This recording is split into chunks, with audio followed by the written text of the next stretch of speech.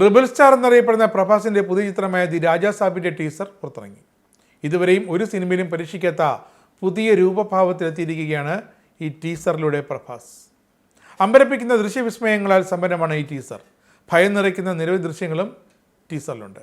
മികച്ച computer ഗ്രാഫിക്സും sound ഡിസൈനും അകമ്പടിയായുണ്ട്.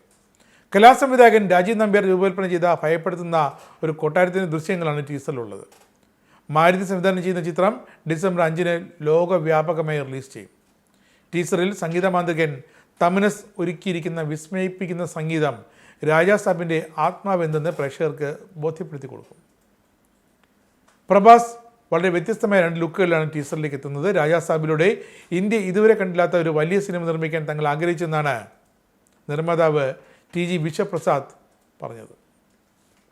സഞ്ജയ് ദത്ത്, നിധി അഗർവാൾ, മാളവിക മോഹൻ, ഋതിക് കുമാർ തുടങ്ങിയവരും ടീസർ ലോഞ്ചിനെത്തിയിരുന്നു.